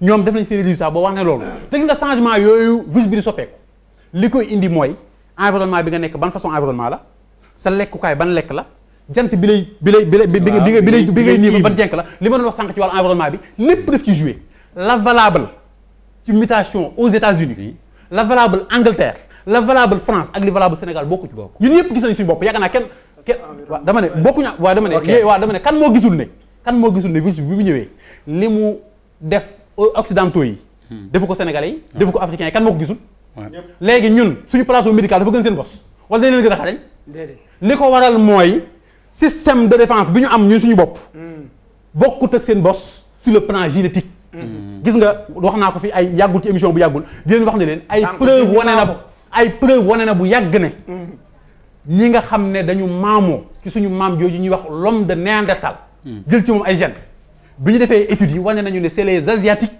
et les occidentaux ñooñu le virus bi gën a attaqué par rapport ak ñun bi fi peste bi jaaree c'était l'inverse ñi ci maamuwul woon ñoom la gënoon sonal africains yi la gënoon sonal loolu c'est sur le plan génétique parce que ni ñuy xeex ak moom système de défense bi ñuy defar mi ngi dépend ci génome kon loolu nag dafa tax ñu war a bàyyi suñu xel ci lan vaccin bi ñu defar di ko dóor Europe ak feneen testé nañ ko ci seen population il faut que bala ñu fi engagé wu ñu am notre Pfizer à nous notre Moderna à nous c'est-à-dire boo xam ne bu ñu ko defee wóoru nañu ne c'est adapté à notre population su ma gisee population bi di faufilé wu di daw di wuti ne nañu wuti vaccin ci boo xam ne wóoru la sax ba xam di nga ci am résultat wala déet xamoo sax yan façon conséquence la nar a jural je me dis que ne y a une question qu'on doit se poser war nañu tey ci mbir mi parce que gis nga priorité bi mooy lan. kon ñun soxla wuñu vaccin bu tudd. non tudd bilan Ndoye lañ dama ne la priorité non waxuma sax Ndoye. oui bu doon loolu. li nga wax yëpp. non mais mi nga tàmbalee. c'est bon on a compris malade. li nga wax yëpp ma ne li nga tàmbalee. jeex na bi nga tàmbalee li nga wax yëpp d'accord naa ci ba mu des li nga wax ci vaccin bi. d'accord maa ngi yow. parce que j'ai pas besoin am xam-xam ci médecine ak quoi que ce soit. ba àddina sosoo ba léegi. mbas fu mu mës a am. vaccin moo ko jeex. ban façon vaccin. non amul kay benn façon vaccin de toute façon. mënoo wax a wax. ba ñu am beneen option bu dul vacciné wu. gis nga waaw defal naa yow mënoo nekk scientifique defal naa mënoo nekk scientifique xam nga àdduna bi fi mu toll. ak virus bi ni mu mel. ak temps bi ak li muy yàq. parce que vitesse ak temps c'est relatif dafay dox ak àdduna. temps ba nga amoon di defar virus di defar kii di jël ay mois amoo ko moment bi ñu nekk nii parce que àdduna mooy dox. tu comprends. niveau d'exigence bu ñu amoon ci vaccin bële rek. gën nañ ko am fii ay fukki junneeg yoon. xam nga lu tax parce que léegi la nit ñi gën a yeewu. léegi la idées yi gën a leer la vie humaine maanaam dundu nit léegi lañ ko gën a respecté responsabilité médicale léegi la gën a am doole te fii la ñuy fooyee responsabilité médicale feneen à l'extérieur kenn sa ñëw ko de. xam naa doon naa non xaaral ma pare. mooy bu France amoon 617 décès. ndax dinañ leen gën yaakaar ñoom dinañ vacciné wu. loo booy est-ce que dinaa wax. mën naa wax. donc. pour man yow li nga def dafa yomb c'est-à-dire ñëw xool parce que dans l'absolu critique nga def nii mën nañu ko def ci lu ne principe boo gis rek mën nañu ko critiquer amul lu fiable à 100% amul ça n'existe pas même vaccin poliomyélite sax amul réussir 100% amul ça n'existe pas voilà léegi nag ci probabilité lañ nekk maanaam option yi da ngay jël bi nga xam ni ça présente plus d'efficacité avec moins de coût loolu rekk fi nekk n'est-ce pas docteur donc par force parce que raisonnement bi nga wax ni bu ko c'est-à-dire boo nekkoon dans un cercle scientifique nga nekk ci benn club de recherche mën nga ko fa wax mu am sens mais mënoo ko wax à l'opinion publique xam nga lu ma nit dafa ndànk rek non c'est important li may wax nii àdduna dafa am looy wax ak nit ki ak looy wax ak nit ñi booy wax ak ñoom ñu nekk ci contexte bu mettee nii t'as pas force ñu trouver solution en tout état de cause et puis li ngay wax ni ay France bu ñu amee 617 loolu c'est dépassé xam nga lu tax léegi le taux de mortalité s'équilibre partout il faut nga xam loolu c'est-à-dire nekkatuñu configuration boo xam ne africains yi deewatuñu comme ni français déedéet c'est-à-dire Afrique mi ngi ci moyenne mondiale bi léegi ni américains yi di deewee français yi noonu la africains yi di deewee loolu aussi il faut ngeen wax ko parce que bu ngeen di continuer di wax naan africains yi du ñu dee ni dañuy jàpp ni maladie bi garaawul alors que taux bi nit ñi di deewee feneen la ñuy deewee fii léegi. c'est le même taux. léegi sax ñun est-ce qu'on n'a pas dépassé la moyenne mondiale. 75 600 décès en France. voilà non on a dépassé. 617 au Sénégal. c'est-à-dire que c'est la même mais c'est pas du même population. la moyenne relative du même population. la moyenne en France c'est 0,1 au Sénégal c'est 0,04 par rapport aux 15 millions d'habitants. le taux de létalité 0,1 et 0,04. sëñ bi loolu c'est la même chose. xaaral je vais t'expliquer discours bi nga def nii. arrêtons ce discours là. parce que mon frère. Tout le monde sait. Écoute-moi bien. man dama dund France voyager dans le monde. amul benn laboratoire ci àdduna. ci jamono bi ñu toll. bu mën a fooyee enjeu bu mel nii. c'est pas possible. sëñ bi les Anglais les Américains qu'est-ce que les Allemands ont dit ils ont dit que c'est affaire des années du dugg seen réew. parce que nit ñi dofuñu. fii amul kenn kuy jël risque di def donc li nga war a wax nit ñi mooy. àdduna dafa dox. ñu toll ci enjeu bu metti monde moderne bi am taux de mortalité boo xam mus ñu koo gis aujourd'hui defal nag baax déglu baax li ma la c'est très important li coronavirus bi rey États-Unis moo raw li mu rey dans toutes les dernières guerres depuis la deuxième guerre mondiale loolu du caaxaan sëñ bi li ñu war a wax nit ñi mooy vaccination ñàkku moo mën a régler problème bi. waaw mais maintenant defal naa maintenant ni ñu defaree rek. xam nga lan moo métti baal ma pare ni ñu defaree ñàkk bi. ni ñu defaree ñàkk bi. ñaari vaccin rek laa la wax. non dafa ndànk ni ñu defaree ñàkk bi. te pourtant dama jëmoon ci choisir la. waaw dafa ndànk ni ñu dama bàyyi ma yeggale. non ma yeggale. ñaar yi ma wax. waaw tànn lu mu ko réew mi. waaw voilà mooy bàyyi ma yeggale. ma yeggale ba pare même man j'ai compris bi mu tànn oui. man nag faaw ma yeggale aussi. yow ARN yi nga tànnul. dama nekk di koy xam naa ni yow ci chinois ba nga jëm. vaccin chinois ba la jëm. vaccin bu ne amul benn vaccin bu fiable à 100% amul. ça n'existe pas amul. mais li ma bëgg a wax daal pour terminer mooy discours bi ñu war a wax mooy fi li tubaab yi di dee en valeur relative noonu la africains yi di dee te lii kenn mënu koo faj amul benn système bu am capacité faj ko épidémie bu mos a am ci monde bi ñàkk moo ko faj. tu comprends léegi nag nañu xool nu ñu mën a def ba ñàkk nit ñi wér. su ma ko déggee dinaa ñëwaat ci yow léegi. il met en garde bi mu ñu tànnal Sénégal non. parce que mënul wax mais non damay dellu si moom. mais implicitement.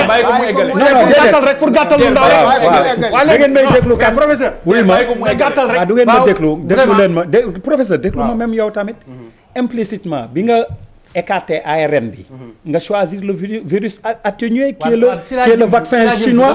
déedéet may ma rek waaw wala déet. yeggalu ma sax ci ARN bi. tu vas choisir le virus. gis nga ARN bi li tax ma di ci insisté. waaw bien sûr xam nga tax ma insisté ci ARN bi. parce que jamono ji ñu toll nii moom la ñu nekk di ñàkku ci réew yi nga xam ne si ñoom la ñu ëpp lu ñu roy. te dama seetlu ne ñun li ci ëpp ñun bu ñuy tànn.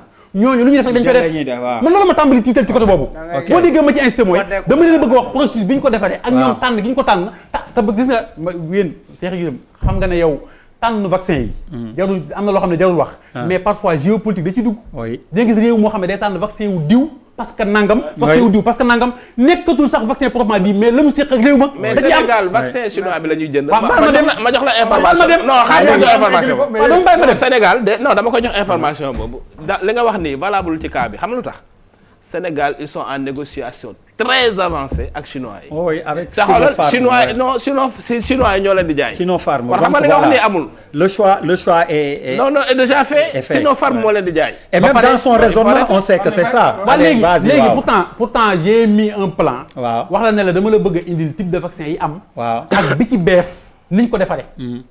nga xam ne boobu buñ ko jëloon ñun tey. conséquences yi ñu mën a xaaral. waaw nga xam ne au cas où même malal mi jàpp ne jàngul lool sax. bu déggoon ñu ne vaccin à ARN la ñu nar a defal moom suspicion bi mu ñëw justification bi ñu ci war a am mi ngi taxaw di ko xaar. ok non seulement ci constitution bi.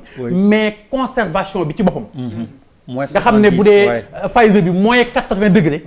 bu dee Moderna bi moins 20 degrés mi ngi la ciy xaar. yooyu yëpp ay conditions yu ci nekk te pourtant réew yi ñu gën a yaakaar ñun tey ci wàllu développement boobu la ñu nekk di ko vacciné wu. man en tant que citoyen Cheikh Yérim aw ma droit mu tiital ma wala déet. ci tàmm gi ma tàmm gis. ak fonk gi ma gis ñu fonkee ko lu jóge ci réew yooyu. bu dee vaccin chinois bi yow waxtaan nañ ko fenn fu fi yaakaar naa. vaccin chinois bi dama ko wax keroog Sinovac.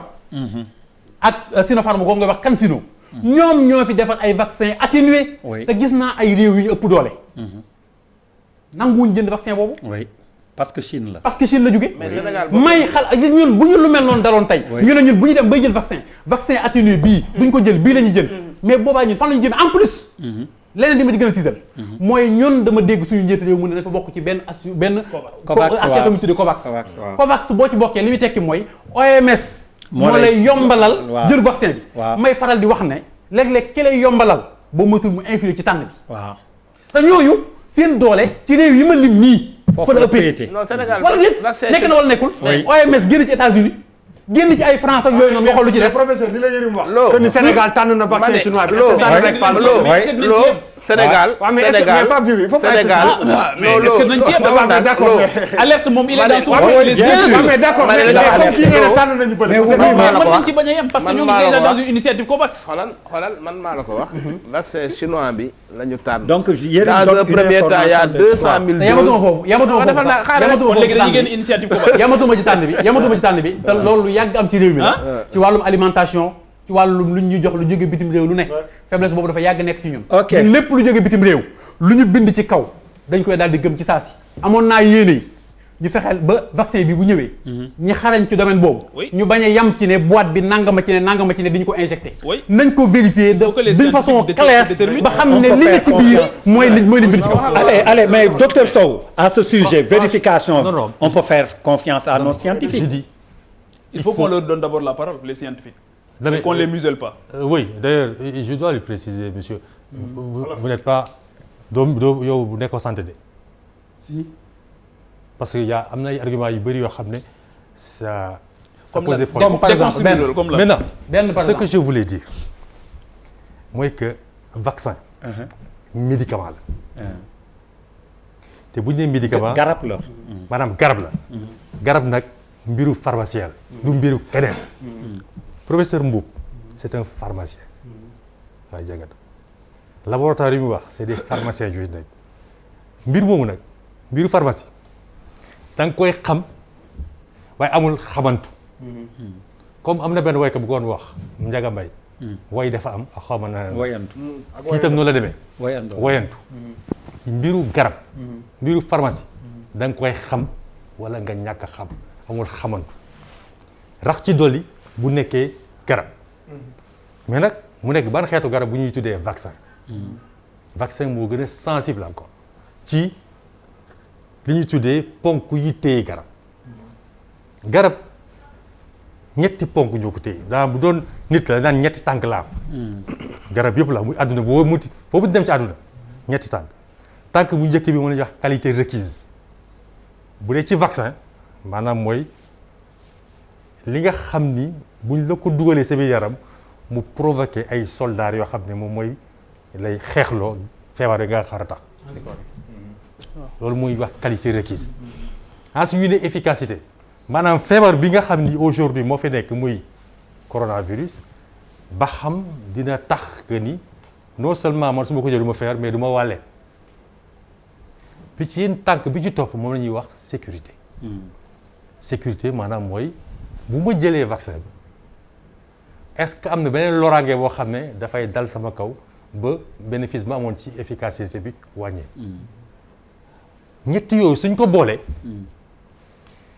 xam nga da ngay teg la phase 1 phase 2 phase 3 phase 3 la ñu toll ba joxe seen résultat mais bala ñuy am na phase 4 bala ñuy yegg phase 4 dafa am lu ñuy tuddee autorisation de mise sur le marché ki defar garab bi dafay jël dossier yi mu doon liggéeyee yëpp mu yóbbu ko ci autorités yi nga xam ne ñoom ñoo nekk ci dëkk bi pour garantir ñetti ponk yu ma leen wax ñetti ponk soo ko dajalee ba pare nga def ce qu'on appelle le rapport bénéfice risque loolu moo lay may nga joxe AMM wala nga ne du ma joxe AMM boo joxee AMM tamit ñu dem ci phase 4 bi maanaam joxe nañ la AMM nit ñi mun nañ ko jël waaye dañuy topp di xool ba xam loraange yi am na loraange yi bu ñu ko ci gisee mun nañu suspendre AMM ma yokk ci leneen pour xam-xam bi gën a leer bu ñuy xool ñetti ponk yooyu par exemple comme mbir mbas mi nekk nii am na lu ñu tuddee ATU mooy autorisation temporaire d'utilisation maanaam garab gi xam-xam bi doyagul mais comme coono bi rëy na rëy goo xam ne amuñu beneen pexe ñu ne kii nañ ko may ATU maanaam dañuy koy utiliser mais dañ koy topp di ko xool di ko saytu léegi nag ci nga xam ne moo ñu boole fi ñu toll nii boo jëlee vaccin yi am technique bi ñuy wax la question n'est pas sur la technique en réalité fu ñuy wax vaccin c'est plus dans les effets secondaires mooy andi coow maintenant il y a toujours les complotistes tu vois. Et des idéologues aussi. Et des idéologues. Mais le plus important, tu enlèves les extrémistes. Et toute une industrie derrière aussi. Absolument, c'est une affaire de business aussi. Kooku mënuñu ko génne. C'est-à-dire que également il faut être réaliste. Oui. C'est-à-dire que et puis dafa am benn affaire boo xam ne gis nga comme on dit il faut pas avoir une vision idyllique. Aujourd'hui dafa am ay réalités yu am dans ci àdduna bi. que dañ ci jublu ndax bëgg nit rek. non nit kay taxu il faut ñu xam que ni. business. Et puis dafa am benn affaire gis nga la position la plus confortable. mooy nga nekk dans un fauteuil de la critique position bu moo gën a yomb dañu toll jamono joo xam ne fi ñu toll nii bu ñu nekkee situation d'exception il faut donner des solutions wax loo xam ne dafay yokk avancement situation ñu toll fi ñu toll nii léegi nag vaccin yooyu bu ñu lay wax nii parce que suñu économie fi ñu toll nii bu suñu ñoo ci excédé adduna bi yëpp la y a une récession mondiale te loolu mënut a wéy c'est pas possible. Il faut le vaccin. C'est-à-dire que il y a pas une autre option c'est ça le problème c'est-à-dire que bu ñu amoon benn option on l'aurait fait maintenant il y a 5 vaccins que Pfizer, Moderna, AstraZeneca, Sinopharm ak les Russes. Et même il y a les Indiens également qui ont fait leur vaccin. Aujourd'hui ba jox la ba xam nga lay wax nga recherche ak doole mais Sanofi ils ont abandonné les Français. Ouais. Ils n'ont pas eu 50%. Non. Le vaccin baaxul. Je suis pas dans le sensationnel.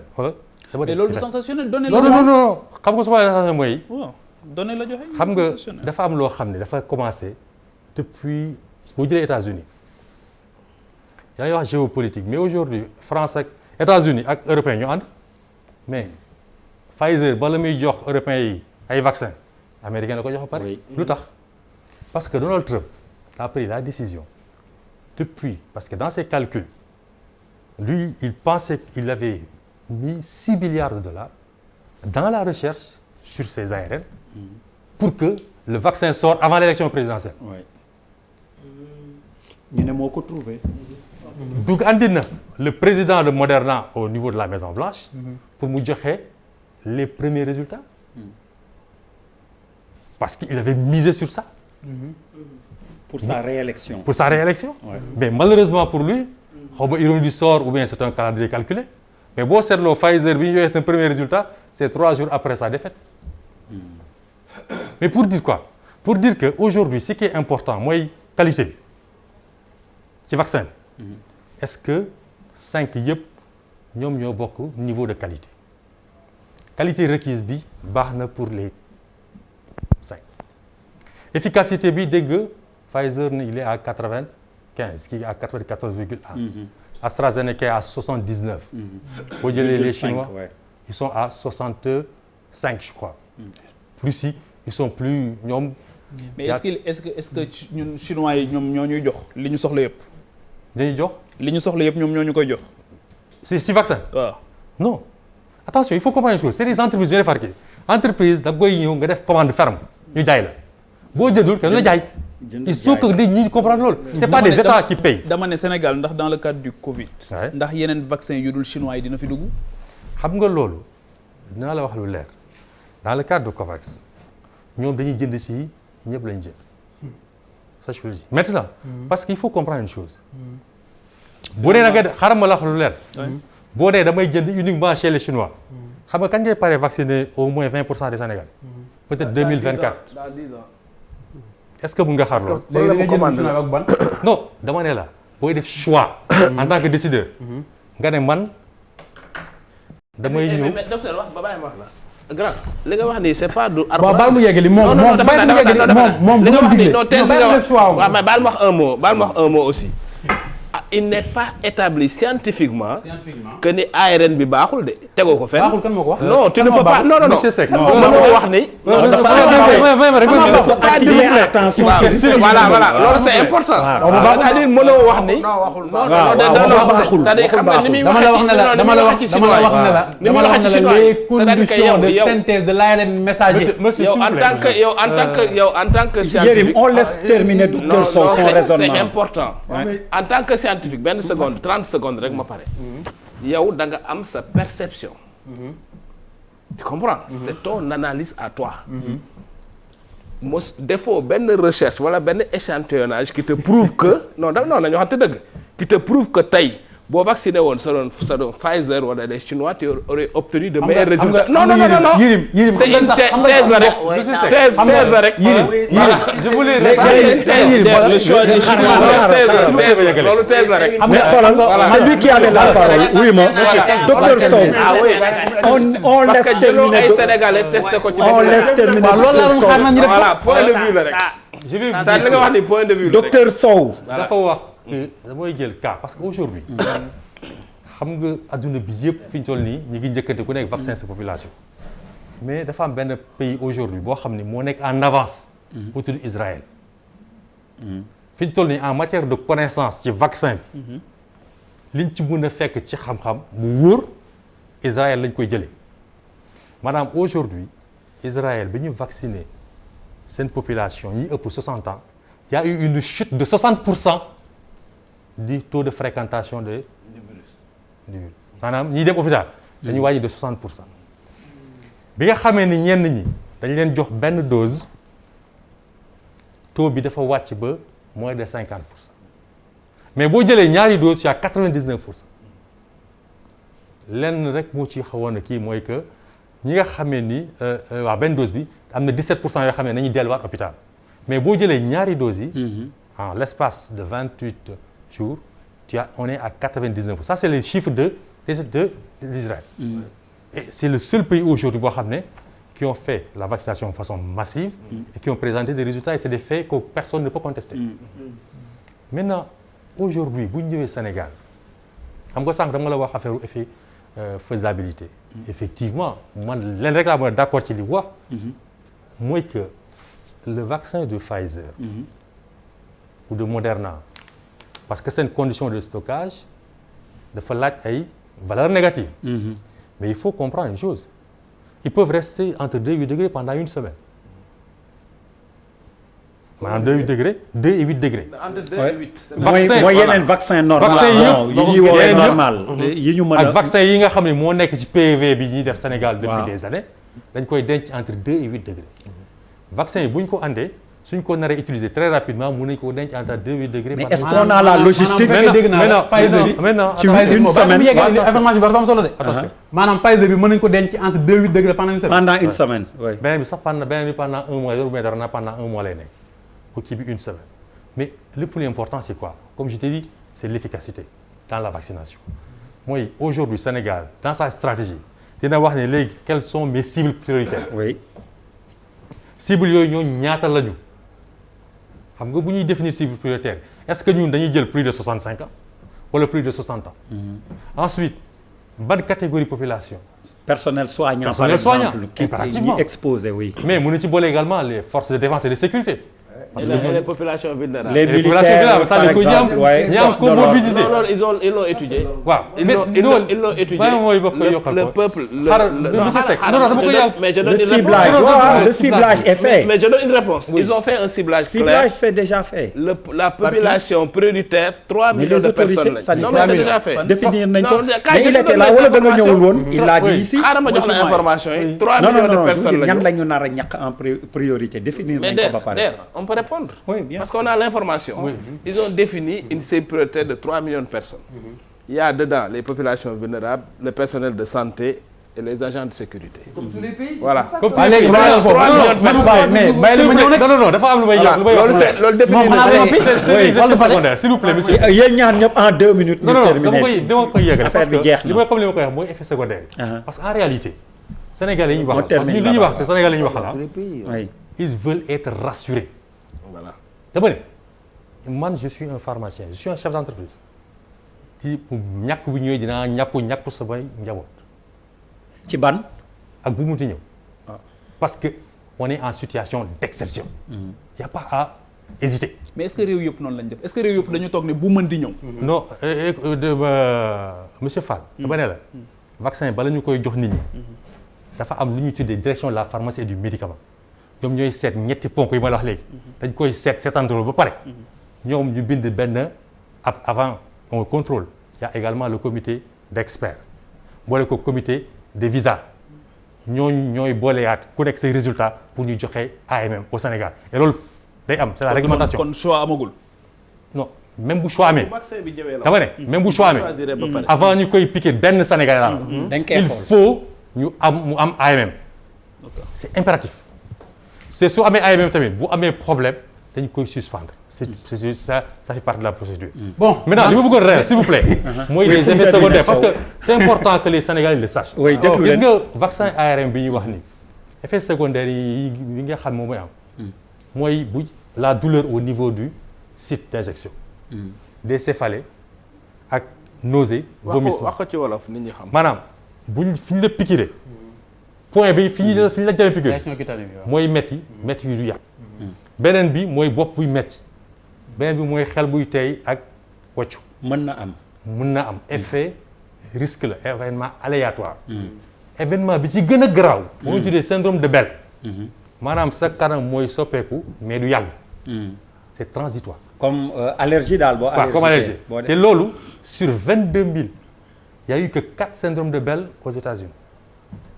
maintenant élément bu ci bëri dernier élément d'information. waaw bi ñuy def étude clinique yi concernant le vaccin de Pfizer on a pris 24 000 personnes. Or dans les autres vaccins.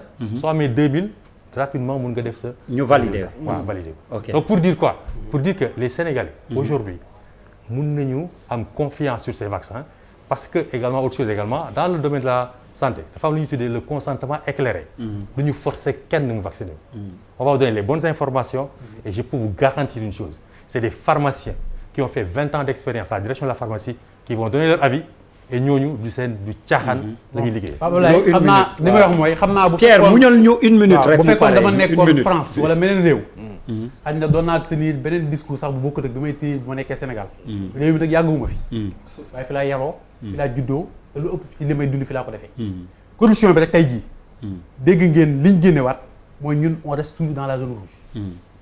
te ni mu amee ci domaine santé noonu la amee ci domaine yépp waaw man damay toog ba ci yàgg may seetaan télé wala may déglu nit ñi. man réew mi ñuy waxee ndax man mooy mi ma nekk. may wax ak sama benn mbokk Dame Fall. un bool mu ne ma dama doon dem Mali maanaam carnet de vaccination bi ñu ma jox. bu wane ne vacciné wu naa 1000 francs lañ ma ko jaayee waaye kenn pikiru ma ci réew mi la amee. kan moo fi gisul ku war a def certificat d'aptitude. woo médecin wala nangam mu cachetel ko te yàlla xam na ne mesuré lu ko tension. visite contre amul ci réew mi visite contre visite. ci benn nit gisuñu ko ba tey ñun réew moomu nag la ñu war a indi vaccin yooyu ngir di ñu ko livrer ñu war ñu ko certifier malal amuñu droit poser wu question wu. vaccin bi bu ñëwee ban lay doon ak ñi koy jox ñan la ndax citoyens yi nag ñun ci la ñu bokk. même bu fekkee man concerné wu ma it. comme man di laal ci Sénégalais ak ku man di doon dana mel ne man mii la laal. kon damay am prérogative wala devoir. informer nit ñi ci type de vaccin yi am. ak bu ci nekk nan la parce que danañ ko waxee. demande bi ñu soxla. chinois yi képp façon ñu ko yéenee jox. ndax démb rek ku seetaan information yi bitim réew. ay réew yu ëpp doole fuuf. demande yi ñu defoon AstraZeneca. dañu fausser seen demande parce que capacité bi ñu waroon jox amuñu ko. am na Brésil mi ngi laaj jotagul dose am ñeneen ak ñeneen noonu te ñoom Brésil chinois yi la ñuy laaj. Europe ñi ngi laaj ñeneen maanaam pour te dire que ne comme ñooñu seen bopp ñoo am jafe-jafe pour am. te en plus leneen ma doole ko ci gis nga nit ki bala ñu koo vacciner. war nañ ko defal diagnostic. xool ba xam moom. doomu jàngoro bi mi ngi ci moom wala nekkul ci moom. kon foog test wala déet test mënul ñàkk. wala déet évidemment wala déet te anticorps yi mi ngi ci moom wala déet il a le virus dormant ou pas c'est des choses qu'on doit faire. te dama ne. bitim réew. France gi ñuy wax. plateforme la ñu teg boo xam ne ñu war a vacciné wu ñëpp ci la ñu inscrire. hôpital sangam laay vacciné woo ñun la jour tel bi fees na jour tel moo ci topp ci ngay mën a inscrire nga mën dem vacciné wu ci foofu jour bi ngay dem. ba je me demande Sénégal tey bu ñu ciblé woon ne dañuy vacciné wu ci système boobu. système informatique bi ñenn ñoo ko am. hôpital yi nga xam ne là où je vous parle nii. nga xam ne vacciné wuñu dafa fees. léegi bu ñu war a vacciné wu fu ñuy jaar. ok léegi lenn en plus li tax ma di ko préciser mooy feebar bi regroupement lay bañ. faut-il nécessairement li mu wax tester ñëpp avant de vacciner. non pas du tout. mais le vaccin quel est le principe du vaccin monsieur. Le vaccin est préventif. Non. baal ma yeggal bu dama poser question dama toog. Je vous pose pas la question. Non, je vous pose pas la question. C'est pas une question. Non. Question la kay. Non. Je pose la question pour le débat, pour vous, pour tout le monde. Mais pas lui précisément. xam nga waxuma vaccin yi passé parce que li may gën a wax mooy rougeole. Les nouvelles mamans là maman yu bees yi xamuñu rougeole. lu ko waral ngas xamuñu ko ñàkk moo ko fi jëlee. ñàkk est-ce que dañ la doon testé avant ñu leen ñàkk. bokkul de. déedéet defal dañu nekkoon ci épidémie rougeole. dañu nekkoon ci épidémie rougeole bi ñuy ñàkk. sa doom boo ko yóbbu di ko ñàkk tey jii lu tax ñu koy testé nekkuñ ci épidémie rougeole. dañ ci nekk nag nii. il faut ñu vérifier ndax am nga ko wala amoo. mais il faut qu'on puisse s'écouter et contenir les émotions. waaw dindi ko ba pare loolu noonu dindi ko. waaw contenir les émotions. xam nga li gën a bon mooy ce qu'on appelle l'embrouille. boo créé situation d'embrouille da ngay nësaxal jaxase xel yi te di wax naa la léegi il faut ngay comprendre dëkk day am fu mu toll. dañuy xool ban situation la ñu nekk pour que avancement bi gaaw aujourd'hui ñu ngi kaas naan dañu war a dem liggéeyi ba kii loolu wax léegi nee naa la fi ñu toll nii amuñu beneen option j'aurais préféré ñu am plusieurs options man j'aurais préféré ñu am options yu bari pour jóge ci lii mais malheureusement amuñu beneen option actuelle bu dul le vaccin ak mesure barrière moo fi nekk maintenant pour compléter mais docteur baal ma rek c'est-à-dire moom li muy wax c'est dans le sens de l'alerte. Oui, day alerter. On est parfaitement d'accord. C'est pas dans le sens de l'embrouille. Il ne faut pas l'interpréter comme ça. Et puis je ne pense pas qu'il est en train de parler sous forme avec de l'émotion. Li muy wax ni. Il y a une tentative de musulman qui ne dit pas son nom dans ce il ne faut pas le museler. Non, les scientifiques et les universités doivent prendre la parole pour mettre de la lumière. C'est une contradiction, ça doit être équitable. Mais xam nga li ma la wax. Et des fois il faut mettre de l'émotion aussi. Pour terminer là-bas, waaw. Pour terminer xam nga dama la wax léegi lenn mooy la dañuy def suñu vérification des dossiers xam nga ñu bëri xamuñ ko pour ñoom dañuy ñëw rek jël vaccin commencé ñàkk nit ñi dafa am commission boo xam ne garab buy dugg Sénégal laa wax même président mënu ko changer parce que loi ki ko texte UEMOA la garab buy bëgg a dugg biir Sénégal ki ko defar dafay déposer ay dossiers direction de la pharmacie 5 dossiers la. Mais loolu terewul faux médicaments yi. déedéet non faux médicaments yi c'est circuit beneen circuit la. Oui mais circuit officiel monsieur Fall il faut alerter. Encore j'ai parlé d'am mais monsieur Fall circuit officiel. parce que fii dañ fi gis ci site ministère de la santé ñu xëy rek nañu Chine may nañu 200 000 doses. coow li jóg ci internet bi ñu retiré. ñu changé waat non dose waaw tweet la woon ñu retiré ko. donc les gens sont dans leur droit. d'avoir des doutes. Ah oui mais le doute là. doit être basé sur des informations raisonnable. Sur des informations vérifiées. Ok. Pas sur des informations yoo xam ne. Ok dañu bëgg a créer une situation d'embrouille. ok bëggoon Pierre. mais dama la yab de xoolal bëggoon naa jeexal mais may leen ma léegi à la lumière de ce qu'on a entendu nee nga di nga ñàkk sa famille Yérim di nga ñàkku. man dinaa tontu man sax xoolal man d'accord naa ñàkku malal di nga ñàkku. dinaa la laaj Habib di nga ñàkku. daa ñàkku kay. wóolu nga affaire bi. wóolu naa ko. bu ko di nga ñàkku. mais man du ma toog fii pour nga may poser question ma lay tontu quoi. di nga ñàkku Papis. non dëgg la ñàkk bi may ñàkku. waaw. dafay dépendre ci ban ñàkk la ak ban période lañ koy indi. ayca Pape Djibril di nga ñàkku. ah man bu ma laaj wax naa la ko de. gis-gis. alors ñi ngi ba léegi ci wàllu waa kër docteur la ñuy wax ci diggante 19 ak 26 janvier mort subite maanaam dox ba si yàgg rek daanu faatu dañ ko nemmeeku ci réew mi alors ñuy laaj nag tribunal bu Dakar xew na fa ligne Tata 67 bi jaar Castor